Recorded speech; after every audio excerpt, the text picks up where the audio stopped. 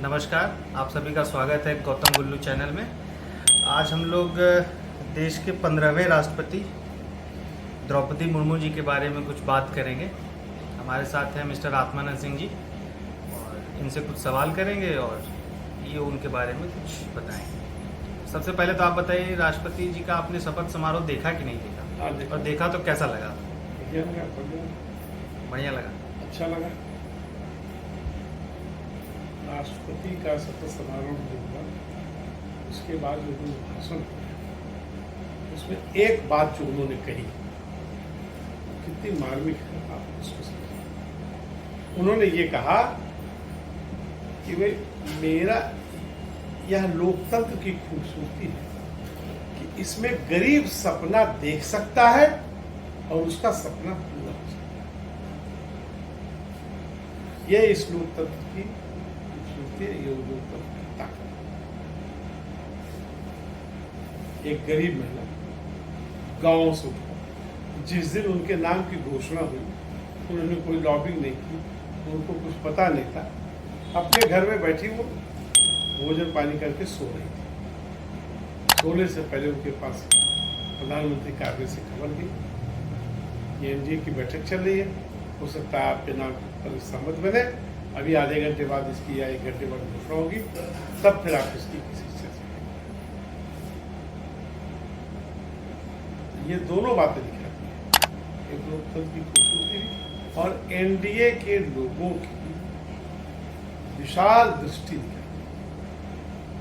बहुत से लोग थे, तमाम लोग आडवाणी जी की चर्चा करते हैं, कोई मुरली मनोहर जोशी की चर्चा करते हैं और तमाम चर्चाएं हैं, लेकिन एक गांव में रहने वाली आदिवासी वनवासी महिला, जिसे कोई लॉबिंग नहीं की, जिसने कोई चिट्ठी नहीं दी, कोई पत्री नहीं दी, वो अपने घर में बैठी थी, लेकिन लोगों की दृष्टि वहां थी। इस देश में 11 करोड़ आबादी है, जिस समाज को रिप्रेजेंट कर रही है। 11 करोड़ लोगों को 75 वर्ष में पहली बार सम्मान मिला कि देश का सर्वोच्च पद हमारे हिस्से बिना लॉबिंग के आ सकता है।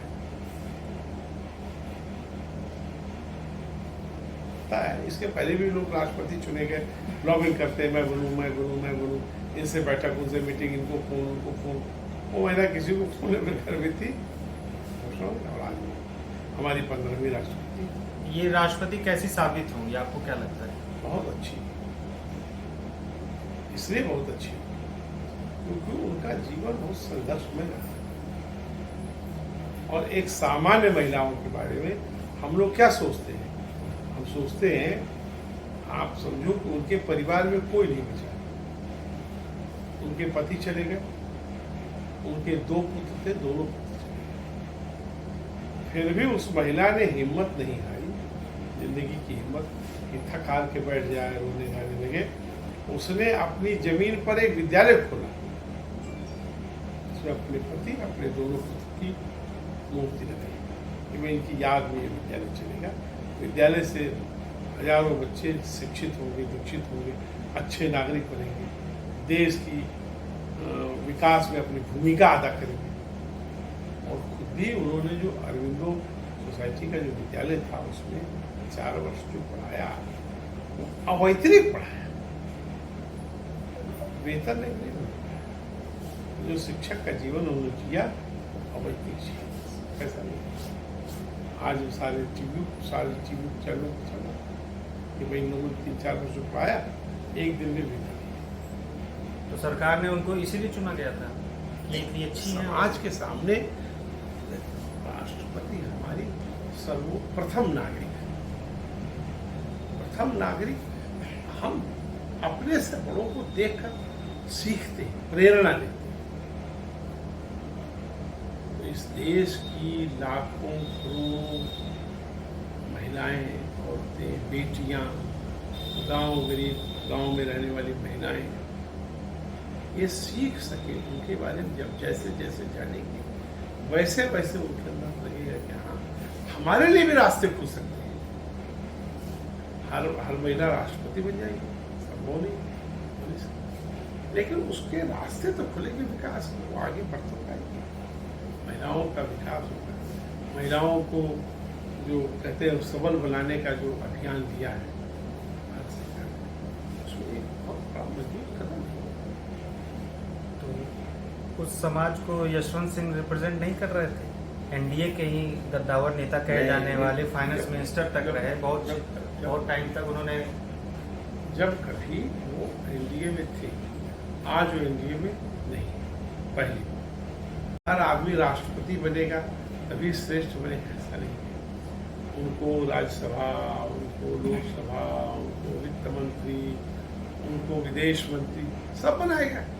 तो एनडीए ने उनको नहीं दिया, एनडीए ने उनको बहुत कुछ दिया। एनडीए ने शायद इस वजह बहुत से कुछ देने के बाद भी व्यक्ति को ये भी पार्टियां, इनके अंदर काम करने वाला हर आदमी अपनी अपेक्षा रखता है। अब हम ये भी सवाल उठा सकते हैं कि भाई रामनाथ कोविंद को क्यों नहीं फिर से बना दिया? एक सवाल तो उठता ये है, सवाल उठता है ना, वाजिब सवाल लेकिन है। आखिर क्यों बनाया? एक बार उनको प्रतिनिधित्व दिया गया, अब दूसरे वर्ग को प्रतिनिधित्व दिया गया। सबका प्रतिनिधित्व हो, भाई सबको अवसर मिले ना, सबको अवसर मिले। तो यशवंत सिन्हा को बहुत कुछ मिला, कम नहीं मिला। उनके पुत्र को सांसद बनाया गया, आज भी वो सांसद हैं, वो केंद्रीय मंत्री रह चुके हैं और अपनी वाणी, अपने व्यवहार, अपने वक्तव्यों के कारण अपना तो जो कुछ करना था सोचे। दूसरे 85 वर्ष की उम्र हो गई है, 85 वर्ष की उम्र में आदमी को विश्राम करना चाहिए कि राजनीति करें। ये 62 साल की महिलाएं 5 साल रहेंगी तो 67 साल 70 साल पहुंचेगी। इसलिए ऐसा नहीं है कि यशवंत सिन्हा को कुछ नहीं मिला। यशवंत सिन्हा को बहुत एक सवाल तो ये भी उठता है ना कि एनडीए ने यशवंत सिन्हा को इसलिए नहीं रखा कि कई बिल्स में वो फिर सवाल खड़े करेंगे सरकार पे, सरकार की बचत होगी। ये तो सरकार का ये एक डर भी तो दिखाता है। ये उनका एक केवल पॉलिटिकल वक्तव्य है। राष्ट्रपति के बारे में हमारा संविधान कहता है कि मंत्रिमंडल की सलाह से राष्ट्रपति को यह अधिकार है कि किसी भी बिल को एक बार वो वापस कर सकते हैं। लेकिन उसी रूप में मंत्रिमंडल ने फिर से बिल भेजा तो उनके पास करने के अलावा कोई रास्ता नहीं। तो ऐसा नहीं है कि वो बन जाते, यदि बन गए होते। दूसरे एनडीए ने तो उनको कैंडिडेट बनाया नहीं, जिन्होंने कैंडिडेट बनाया ये जिम्मेदारी उनकी थी कि उनको जिताए। भाई कैंडिडेट आपका, हमको जिताए, हम अपने कैंडिडेट के बारे में। ये पॉलिटिकल पार्टियां है ना, ये तो पॉलिटिकल पार्टियां हैं। पॉलिटिकल पार्टियां अपना अपना प्रतिनिधित्व। अब तुम ये सोचो कि इनके उम्मीदवारी के बाद तमाम जो पॉलिटिकल पार्टियां जो एनडीए का हिस्सा नहीं है, उन्होंने अपनी तरफ से पहल करके द्रौपदी मुर्मू को समर्थन। शिवसेना, जिसमें सबसे ज्यादा बवाल छिड़ा हुआ है, शिवसेना के एक हिस्से को भाजपा ने तोड़ दिया, अलग कर दिया, ये कर दिया, वो दुनिया भर। लेकिन उनके सांसदों ने ही कहा अपने नेता से कि नहीं भाई ये लड़ाई अपनी जगह है, परंतु इस महिला को समर्थन देना पड़ा। समर्थन दिया, उड़ीसा ने दिया, बिहार ने दिया, सबने दिया। ममता बनर्जी तक नहीं दे डाला। नहीं, ममता बनर्जी ने दिया नहीं, लेकिन ममता बनर्जी ने ये जरूर कहा कि पहले मुझे पता होता ये कैंडिडेट बनेगी, हम इनको ही समर्थन। तो साइलेंटली तो समर्थन नहीं दिया ना। सादगी की प्रतिमूर्ति, शुद्ध शाकाहारी भोजन करने वाली एक भारतीय नारी जैसी होती है, उसका प्रतिनिधित्व करने एक सामान्य गांव की जैसी महिला होती है। उस गांव की करोड़ों, 11 करोड़ तो उनकी उस सामाजिक वो है जिस सामाजिक परिप्रेक्ष्य से आ रही हो। लेकिन गांव में रहने वाली तमाम महिलाएं जो पढ़ी नहीं, बहुत ज्यादा नहीं पढ़ी, थोड़ा बहुत पढ़ी, किसी भी जात बिरादरी के, उनको लगता है मेरी तरह एक सामान्य महिला है। उनके लिए भी तमाम चर्चाएं आ रही। उनके लिए भाई ने बड़े रंग बिरंगे साड़ी भेजे थे, ये किए थे, उन्होंने सादी सिंपल साड़ी पहनी।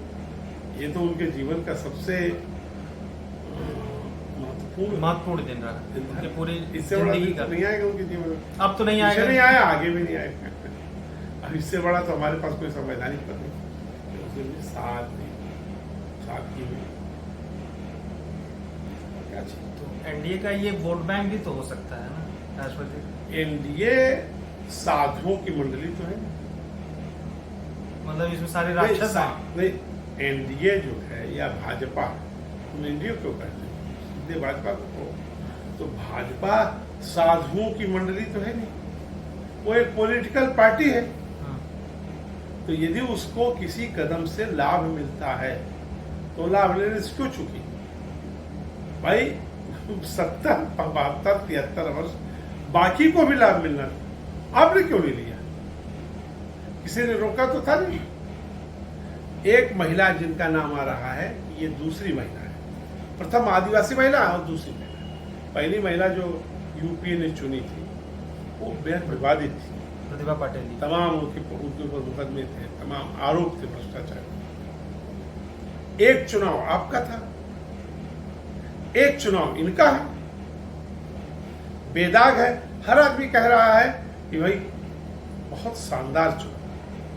तो जिसके दिमाग में पहली बार आई होगी, ये तो नहीं सामने आएगा, उसके दिमाग को ये बधाई देनी चाहिए, और उस पार्टी को तो बधाई देनी चाहिए जिस पार्टी ने उनको चुना। तो भाजपा साधु पार्टी नहीं, किसकी पार्टी है? राजनीतिक दल है, वो चुनाव के वोट के लिए काम करती है। वो चाहती है कि हमारा लोकसभा में भी हमारा संख्या बढ़े, राज्यसभा में बढ़े, विधानसभाओं में हम सरकार बनाए, हम पूरे देश में सरकार बनाए, उसके लिए कोशिश करती है। और वो घोषित उसका काम है, वो अघोषित नहीं है कि चोरी चुपके कर रही है, ऐसा तो है नहीं भाई। वो चुनाव लड़ते हैं, पार्टी बनाते हैं, संगठन खड़ा करते हैं, लोगों के लिए लोग कैसे उनके साथ जुड़े रहें उसके लिए आकर्षक अपने कार्यक्रम रखते हैं। करते ही वो करेंगे ही भाई, ये आप भी करते हैं, हम भी करते हैं। तो वो ज्यादा अच्छे हो गए तो ये आपको क्यों परेशानी, आप क्यों नहीं अच्छे हुए? इसके आधार पर हम किसी का आलोचना नहीं कर सकते कि उन्होंने वोट बैंक बढ़ाया। ये कहा नहीं, मान लो वोट बैंक बढ़ता है, राजनीतिक दल है, उसका काम ही है। ठीक है, अगली बार फिर किसी मुद्दे में मिलेंगे। हाँ, और हम सब की तरफ से 15वें राष्ट्रपति को ढेर सारी शुभकामनाएं, वो यशस्वी हो, सफल हो और इतिहास में बेमिसाल हो।